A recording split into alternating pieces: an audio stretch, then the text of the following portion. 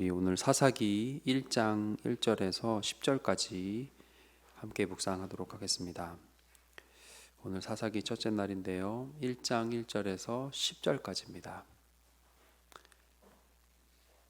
사사기 1장 1절에서 10절까지 우리 함께 읽겠습니다. 여호수아가 죽은 후에 이스라엘 자손이 여호와께 여쭈어 이르되 우리 가운데 누가 먼저 올라가서 가나안 족속과 싸우리이까? 여호와께서 이르시되 유다가 올라갈지니라. 보라, 내가 이 땅을 그의 손에 넘겨 주었노라 하시니라. 유다가 그의 형제 시므온에게 이르되 내가 제비 뽑아 얻은 땅에 나와 함께 올라가서 가나안 족속과 싸우자. 그리하면 나도 내가 제비 뽑아 얻은 땅에 함께 가리라 하니 이에 시므온이 그와 함께 가니라. 유다가 올라가매 여호와께서 가나안 족속과 브리스 족속을 그들의 손에 넘겨 주시니 그들이 베색에서 10,000명을 죽이고 또 베색에서 아도니 베색을 만나 그와 싸워서 가나안 족속과 브리스 족속을 죽이니 백색이 도망하는지라. 그를 쫓아가서 잡아 그의 엄지 손가락과 엄지 발가락을 자르매 아도니 베색이 이르되 옛적에 70명의 왕들이 그들의 엄지 손가락과 엄지 발가락이 잘리고 내 상 아래에서 먹을 것을 줍더니 하나님이 내가 행한 대로 내게 갚으심이로다 하니라. 우리가 그를 끌고 예루살렘에 이르렀더니 그가 거기서 죽었더라. 유다 자손이 예루살렘을 쳐서 점령하여 칼날로 치고 그 성을 불살랐으며 그 후에 유다 자손이 내려가서 산지와 남방과 평지에 거주하는 가나안 족속과 싸웠고 유다가 또 가서 헤브론에 거주하는 가나안 족속을 쳐서 세세와 아이만과 달마를 죽였더라. 헤브론의 본 이름은 기럇 아르바였더라. 아멘. 네, 오늘도 하나님을 의식하며 살아가는 우리 성도님들 되셨으면 좋겠습니다. 오늘 사사기 함께 1장 처음으로 묵상했습니다. 사사기의 책 이름은 우리가 함께 읽은 것처럼 사사기이죠. 그래서 영어로 보면은 저지, 판사, 심판 이런 뜻으로 쓰였던 것 같습니다. 가톨릭에서는 이 책을 사사기가 아니고 그래서 판관기라고 그렇게 부르는 것을 들어본 적이 있습니다. 근데 우리가 보는 것처럼 어떤 재판하시는 하나님, 판사, 심판하시는 하나님 그런 뜻보다는 원어로 보면 쇼펜텀이라는 뜻입니다. 구원자 되시는 하나님을 많이 기록하고 있는 책입니다. 그래서 사사기 핵심 단어를 하나로 정리하면 구원하시다라는 단어가 굉장히 사사기의 핵심 단어라고 할 수 있습니다. 반복해서 죄를 범합니다. 근데 그 죄를 범해서 어려움을 겪는 이 백성들을 하나님께서 반복해서 구원해 주시는 이야기가 가득 채워져 있는 것이 바로 사사기입니다. 사사기는 여호수아가 죽은 후 그리고 첫 왕인 사울이 즉위하기까지의 기록입니다. 그래서 약속의 땅에서 초기 350년의 기록이라고 우리가 정리하면 될 것 같습니다. 이 초기 350년간 이들이 무엇을 했는가? 간단합니다.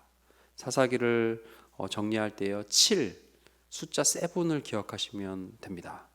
7번 하나님을 배신합니다. 우상 숭배하고요, 하지 말라는 것을 합니다. 7번. 그래서 그 잘못된 선택과 잘못된 하나님을 배신한 모습으로 인해서 7나라에 7번 어려움을 당합니다.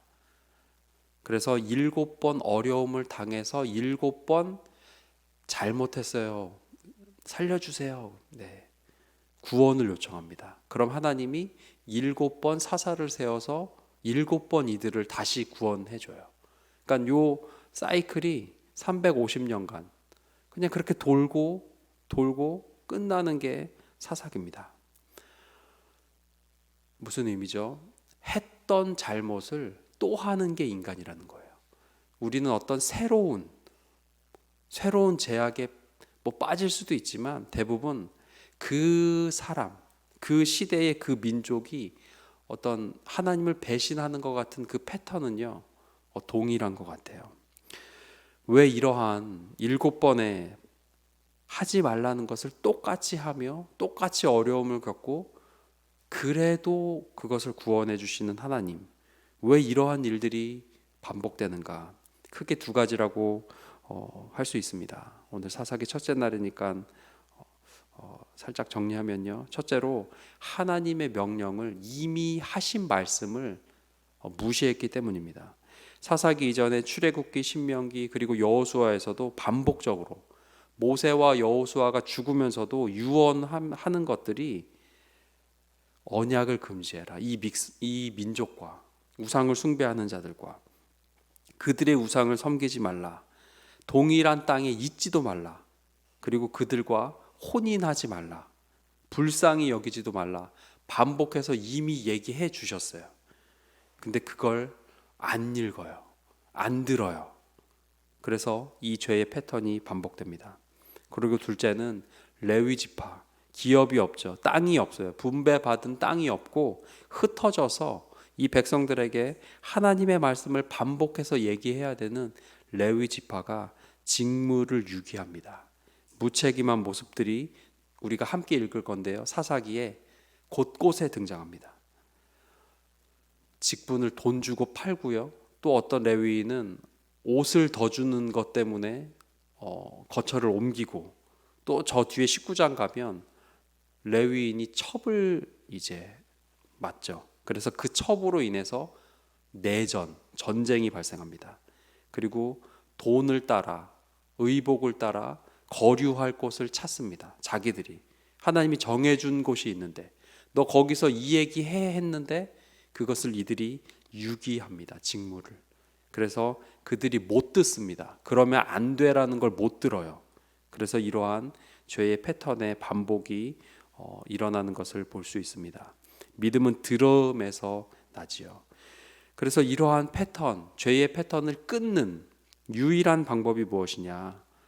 들어야 됩니다. 그거 아니야, 하나님이 하시는 그 말씀. 우리가 이 아침에 이렇게 묵상하는 이 말씀 가운데 하나님이 말씀하시는 그 반복되는 어리석은 삶을, 그 굴레를 끊는 한 가지의 시작이 하나님의 말씀 앞에 쓰는 건강한 삶이라고 할 수 있습니다. 오늘 본문에 나온 제가 묵상했던 하나님은 어떤 분일까요? 저는 3절에 보면요, 유다가 그의 형제 시므온에게 이르되 내가 제비 뽑아 얻을 땅에 나와 함께 올라가서 가나안 족속과 싸우자 했습니다. 또 뒤에 보면요, 싸웠고 마지막에 쳐서 막 이런 선열이 낭자하는 듯한 이런 액션들이 등장합니다. 우리에게 하나님은 때로는 어쩌면 자주 허락하신 선한 싸움이 있습니다. 그거를 하나님은 뭐라 그러시죠? 너 싸워야 될 거 싸우라고 하세요. 우리는 대부분 화평케 해야 될 것 같은데요, 그것도 맞지만 전쟁해야 될 영역은 전쟁해야 된다는 거죠. 여호수아가 앞에 여호수아서 13장에서 21장까지 보면 가나안 땅을 정복하고 완전한 정복이 아니고 지파별로 땅을 분배해 줍니다. 근데 이 땅의 분배가요, 등기 이전을 해준 게 절대 아니에요. 이제 이삿짐 센터 불러서 와 신난다 하고 들어가면 되는 게 아니고요, 그냥 니네 수택동, 여기는 다산, 조목산 저기 뭐 중랑구 어디, 그냥 이렇게 구역을 정해준 게 다예요. 거기 사람들이 살고 있고요, 거기 도끼 들고 칼 들고 우리를 맞을 사람들이 여전히 있는 거예요. 하나님 주셨대요. 근데 뭐 해야 되죠? 들어가서 싸워야 돼요. 뺏어야 되고 거기를 점령한 다음에 깃발을 꽂을 건 누가 해야 돼요? 저와 여러분이 해야 돼요. 이게 예수 믿는 자의 삶의 큰 패턴 중에 이들에게 시켰던 하나님의 그 삶의 패턴들이 있다는 겁니다. 전쟁에서 뺏어야 하는 땅이 주셨지만 정복해야 될 부분이 우리에게 있다는 거죠. 근데 이러한 주셨지만 점령해야 될 것을 이들이 위장된 평화라는 이름으로 1장에만 쫓아내지 못했다. 내일 본문에도 있거든요. 쫓아내지 못했다라는 표현이 1장에만 제가 써봤는데 9번이 나와요. 하나님 싸우라 그랬는데 이들이 어떻게 하죠? 들어가서 그들과 잘 지내요. 그리고 그들의 신들을 섬기고 그들의 우상을 오케이 하고 받아들이고요. 그들과 사돈을 맺어요. 하나님은 같이 있지도 말라 그랬는데. 그래서 싸우지 않고 평화롭게 삽니다. 근데 그것을 하나님은 기뻐하시지 않았다는 거죠. 우리가 하나님의 자녀이죠. 우리는 구원을 받은 예수님을 나의 주 나의 하나님으로 고백해서 우리가 하늘나라 갈 겁니다. 천국 갈 겁니다. 맞습니다. 근데 그거는 그거고요. 여기서 예수 믿어서 당장 내가 점령해야 되고 싸워야 할 삶에 우리에게 허락된 전쟁들이 안타깝지만 있다는 겁니다. 성경 번역 선교사님 중에 이제 각국에 흩어진 분들을 찾아다니시면서 상담 사역하시는 선교사님과 친하게 그분이 안식년 들어오셨을 때 이제 같이 지낸 적이 있는데요. 그분이 이제 떠나시면서 선교지로 나가시면서 필리핀의 한인 이제 선교사님들 자녀를 상담하는 사역으로 출발하시면서 저희 부부한테 그런 말씀을 하시더라고요. 얼마나 자주 싸워요? 그러시더라고요. 그래서 무슨 말인가 했더니 부부의 건강함의 어떤 그런 지표, 이 부부가 건강하다라고 하는 부부의 특징이 뭐냐면 많이 싸운다는 거예요. 네. 그래서 가면서 그러셨어요. 부부싸움 많이 하세요. 막 그러시더라고요. 그렇다고 저희 부부가 뭐 특별한 문제가 있는 건 아니고요. 네. 어쨌든 그냥 말 안 하고 그냥 그렇게 살 수 있어요. 그죠? 네, 아닌가요? 그냥 부부끼리도요. 말 안 하고 그냥 평화, 위장된 평화. 그 냉랭함 가운데 그냥 너는 너대로 살고 나는 나대로 살 수 있어요. 근데 건강함은 그게 아니고요. 끄집어내서 얘기하고 뭐 멱살까지는 안 잡지만 어쨌든 막 붙들고 흔들고 이거 그거 아니라고 때론 다투고 물론 나가서 조용히 다퉈야겠죠. 애들 안 듣게. 어쨌든 그런 문제들이 있는 것 같은 모습. 그러한 부부가 더 건강하고 더 오래 그렇게 좋게 살아가는 모습이 있다는 얘기를 들었습니다. 우리가 예수 믿지만 하나님께서 허락하신 여러분들 삶 가운데에 싸워야 하는 영역들을 감히 주님과 함께 뛰쳐나가서 싸우는 그 용기를 구하는 지혜가 우리에게 있었으면 좋겠습니다. 역대하 20장의 그 전쟁은 우리가 싸워야 할 모든 영역들은 감사하게도 그 모든 전쟁이 누구에게 속해 있지요? 내가 아니고요. 하나님께 속했다 그랬습니다. 그 선한 싸움을 싸울 때 세상에서 노할 때 승리하게 하시는 분도 하나님이시고 능력을 주시고 도우시는 분도 하나님이시라는 겁니다. 로마서 8장 37절에 우리를 사랑하시는 이로 말미암아 우리가 넉넉히 이긴다 그랬습니다.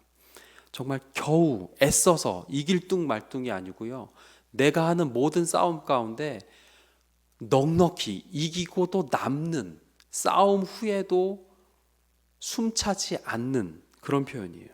그렇게 하나님과 우리의 삶의 싸움을 할 때에 우리가 능히 이기고도 남는 삶을 살 수 있다고 성경은 반복해서 얘기하고 있습니다. 성경이 할 수 있다 그러면 할 수 있는 겁니다. 이것을 믿는 그 믿음으로 오늘도 각자의 삶의 자리에서 선한 믿음의 싸움, 믿음의 영역에서 싸움의 영역에서 승리의 깃발을 꽂는 우리 모든 성도님들 되시길 간절히 소망합니다. 기도하겠습니다. 우리 함께 기도하실 때 오늘 내가 처한 삶의 위치에서 내게 허락하신 때론 힘들고 괴롭기도 하지만 내가 싸워야 하는 그 선한 싸움, 예수님 믿기 때문에 거절하며 다르게 살아야 하는 그 싸움을 주님이 주시는 힘으로 하나님의 능력으로 감당하고 승리하는 우리 모두 되게 하여 주시옵소서. 함께 기도하겠습니다.